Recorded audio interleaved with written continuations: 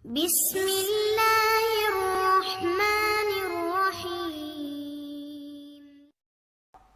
Fa idza ja'uha nazalu, jika mereka datang, nazalu, mereka menempati atau turun, falam yuqatilu bisilah, mereka tidak berperang dengan alat-alat senjata. Walam yarmu bisahmin, di saat itu mereka tidak berperang menggunakan panah. Berarti olahraga akhir zaman apa dong? Tidak berperang dengan panah. Walam yarmu bisahmin, saya suka panahan walaupun susah kenanya. Ini Fajar nih menyaksikan kalau saya main panahan. Dari 10 yang kena atuh doang. Pas baca hadis ini, alhamdulillah. Kenapa? Lam yarmu bisahmin. Mereka tidak perang dengan melempar busur panah. Tapi yang mereka katakan apa? Qalu la ilaha illallah wallahu akbar. Senjata mereka zikrullah. La ilaha illallah wallahu akbar. Fayaskut ahadu janibaih. Lalu salah satu dari masing-masingnya jatuh. Ya. Illa an qala alladhi fil bahri thumma yaqulu thani la ilaha illallah akbar. Jadi ini perperangannya nanti betul-betul manual. Perperangannya betul-betul manual. Ketika turun Nabi Isa, ternyata Dajjal ini sudah tahu nasib dia nanti. Yang akan menebas lehernya itu Nabi Isa. Makanya Nabi Isa di waktu beliau masih hidup di zaman Bani Israel, umur 33 tahun, lebih beberapa bulan, beliau kemudian dikhianati oleh salah satu muridnya sendiri, yang nyamar jadi pengikutnya. Namanya Yudas Iskariot. Ternyata Yudas Iskariot itu adalah samaran dari Samiri. Samiri ini nggak tahu kemana hilang. Dia mengira Nabi Isa sudah mati. Tapi dengan ada kajian-kajian begini, muncul Nabi Muhammad mengabarkan, Isa belum mati. Kagetlah dia. Muncul ketakutan lagi. Jadi Samiri itu alias Dajjal takutnya sama sosok Isa. Karena dia dikasih tahu, kamu nasibmu berakhir di tangan Nabi Isa. Jadi nanti setiap kali ketemu Nabi Isa, terlihat jauh saja, itu Dajjal langsung pergi. Apa kata orang sini? Jiper apa? Oh, Nabi Isa dikabur dia, Pak. Disebutkan di hadis, dia meleleh seperti garam. Garam kepanasan meleleh. Maksudnya ketakutan. Jadi Dajjal tuh nggak pernah takut kecuali Nabi Isa. Menurut antum, Al-Mahdi ini kurang sakti. Itu gimana? Kok Nabi Isa yang bunuh? Ketika Nabi Isa turun, Nabi Isa masuk ke satu masjid di salah satu wilayah di Syam. Kita nggak tahu nama masjidnya apa, kan belum dikabarkan, di hadis cuma begitu doang. Di dalam masjid sudah berkumpul umat Islam. Di luar berjaga. Ternyata nggak jauh dari situ pasukan Dajjal sudah mau menembus. Tapi nggak berani dekat. Di saat itu Nabi Isa datang, Nabi Isa dipersilakan jadi imam. Apa kata beliau? Tidak, engkaulah yang jadi imam, wahai Mahdi. Coba bayangin. Wali dari Nabi Muhammad, keturunan Nabi Muhammad, jadi imam di belakangnya Nabi Isa. Kok bisa? Nabi Isa nanti statusnya bukan sebagai nabi, statusnya sebagai wali. Karena Nabi bersabda, la nabiyya ba'di, tidak ada lagi nabi setelahku. Jika ada nabi turun setelahku, pangkatnya bukan sebagai nabi, pangkatnya sebagai wali. Nanti ada penyerahan pedang senjata khusus. Kita nggak tahu senjatanya apa. Dari Sayyidina Al-Mahdi kepada Sayyidina Isa. Pedang itulah kemudian alatnya Nabi Isa untuk menggorok Dajjal. Ini Dajjal itu digorok dengan apa aja nggak mati-mati. Tapi jika pedang ini sudah diserahkan, berarti sudah ada skenario orang dalam Al-Mahdi berhasil di tengah Dajjal. Sebagaimana orang Dajjal disisipkan ke Al-Mahdi, kan Allah khairul makirin, Allah sebaik-baik yang berkonspirasi. Tentu juga ada orang Al-Mahdi di sekitar Dajjal. Nanti mereka kode-kodean Pak secara batin. Siap. Barulah Sayyidina Isa mengejar kemanapun Dajjal pergi. Disitulah terbirit-birit. Mereka bergerak bersama Al-Mahdi, Isa, Al-Mahdi, Isa. Bahkan disebutkan ada riwayat Khidir dan Ilyas. Semuanya bergabung. Betapa canggihnya Al-Mahdi. Penasehatnya adalah seorang nabi, Nabi Isa. Penasehatnya Nabi Khidir, Nabi Ilyas. Dia wali, penasehatnya nabi. Kira-kira gimana tuh? Itulah beruntungnya umat Nabi Muhammad sallallahu alaihi wasallam. Benarlah hadis walaupun dhaif menurut ahli hadis. Ulama ummati ka anbiya'i bani Israil. Ulama umatku seperti nabinya Bani Israel. Setara secara tugas, walaupun secara makom itu lain cerita.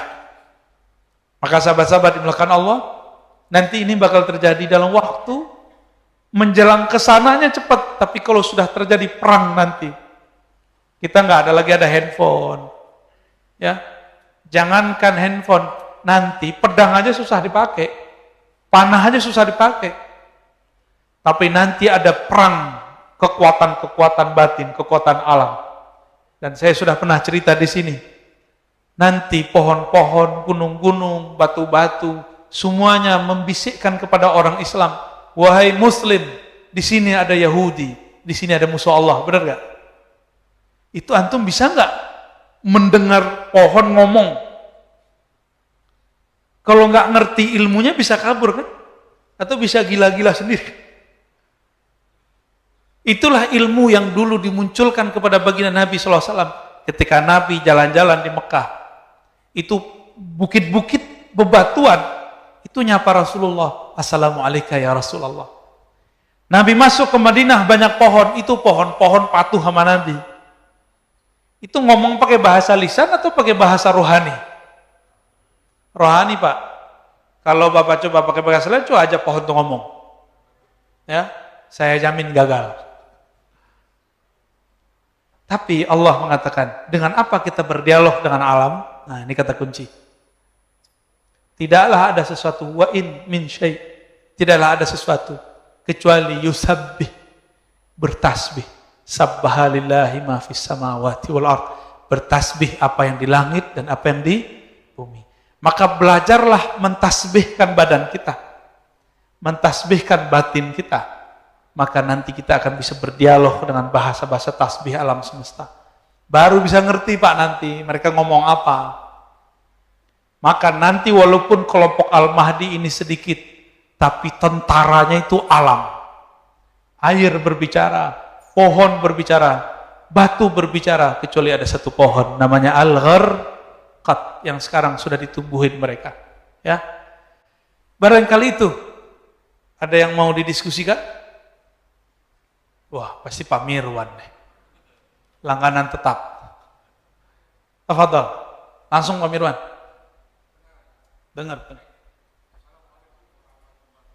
Assalamualaikum.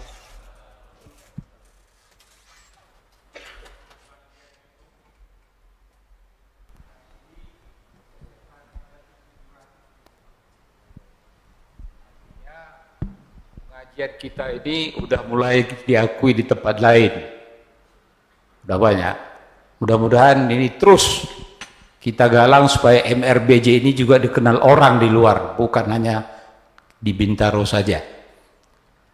Tadi Ustaz katakan bahwa perbankan itu tidaklah semuanya haram. Saya kebetulan pemuda tahun 70-an Ustaz. Profesor Dr. Hamka dulu udah mengatakan itu. Ya. Coba belakangan setelah banyaknya yang datang dari Arab Saudi, penceramah-penceramah kita, itu yang menyatakan bank itu haram. Dulu setahu saya, menurut Profesor Hamka, lihat dulu konteksnya, di mana haramnya, di mana halalnya. Tidak semuanya itu haram. Karena kan selalu dibilang itu ada bunganya. Apakah bunganya itu berlipat-lipat? Bank itu kan membutuhkan dana, membutuhkan gaji pegawai.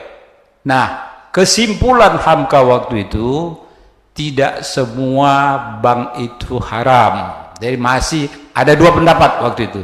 Jadi kalau memang itu juga Ustadz berprinsip ini, sampaikan ini ke umat supaya jangan salah kaprah kita semua. Mungkin itu. Yang kedua mengenai Al-Mahdi sama tadi Dajjal. Apakah bukan sekarang ini Dajjal itu sudah berkeluaran, Ustaz? Ya. Tapi bentuknya bukan seperti itu, tingkah lakunya. Jadi kalau menurut saya di Indonesia ini pun udah banyak Dajjal sebenarnya, ya. Pelaksanaan corona ini juga banyak Dajjal di sana, Ustaz. Masalahnya dulu untuk corona ini dianggarkan pemerintah hanya 72 triliun. Sampai hari ini itu sudah mencapai 1060 triliun. Kalau nggak bangkrut kita nggak tahu saya apa yang ini lagi. Apakah mesti separuh Indonesia ini dijual? Tidak tahu. Demikian. Assalamualaikum warahmatullahi wabarakatuh. Assalamualaikum. Nah, ini info penting. Guru besar kita,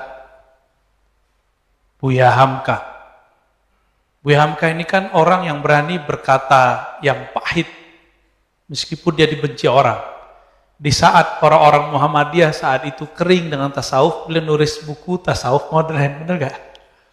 Ini produknya muncul Pak Mirwan ini kan, yang gak jelas kan. Disebut Muhammadiyah senang tasawuf. Ya.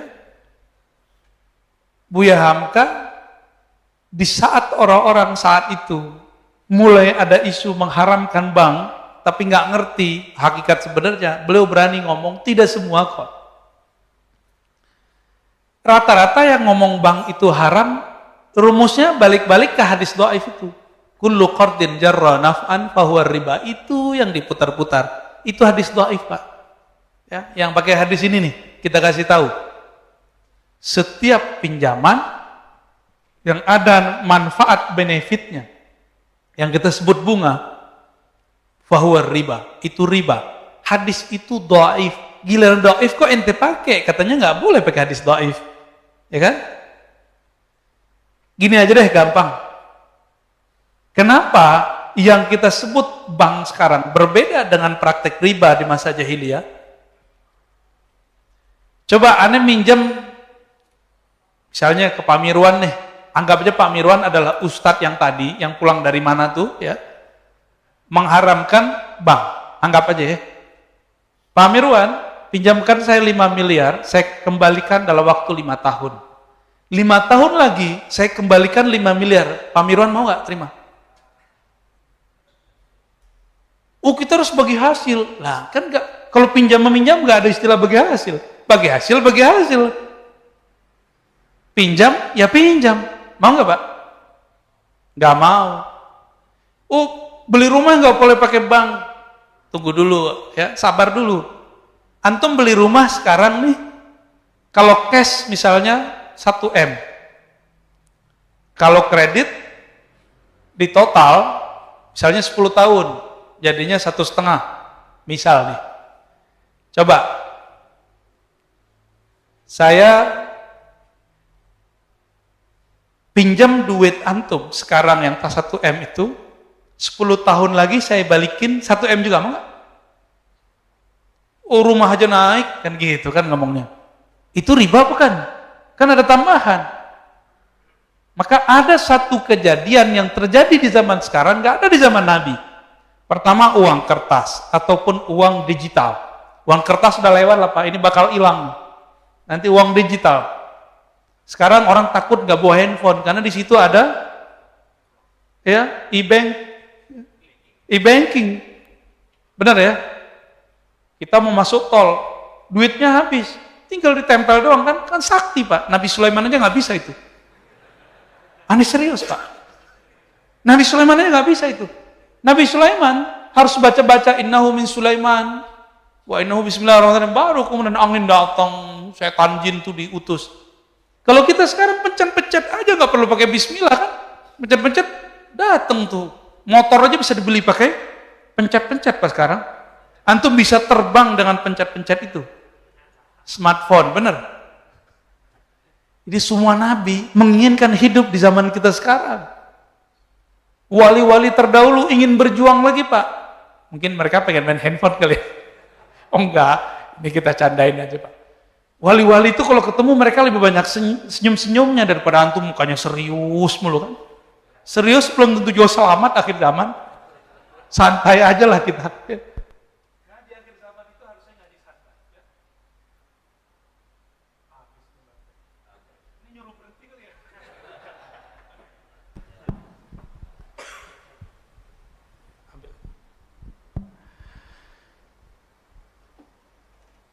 Maka ulama kita mengenai bank itu terpecah dua.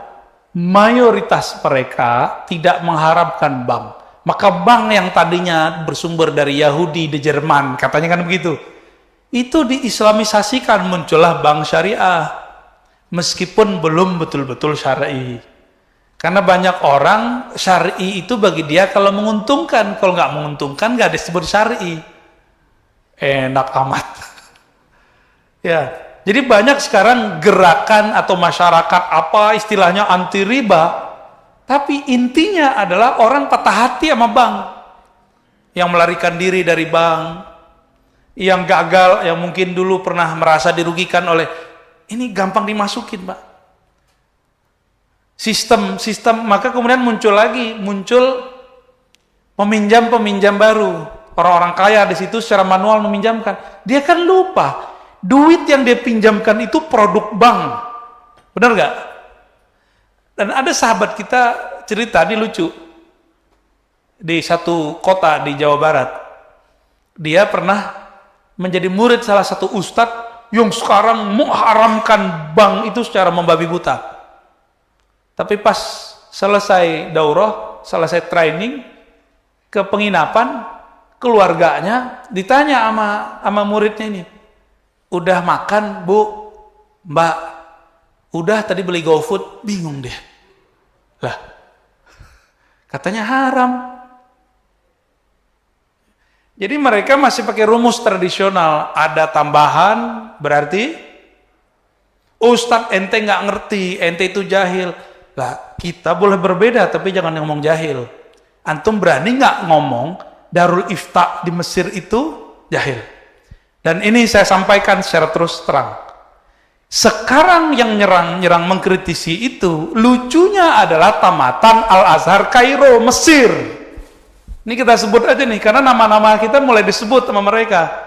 Tapi saya tahu teman-teman di sana juga beragam, ya.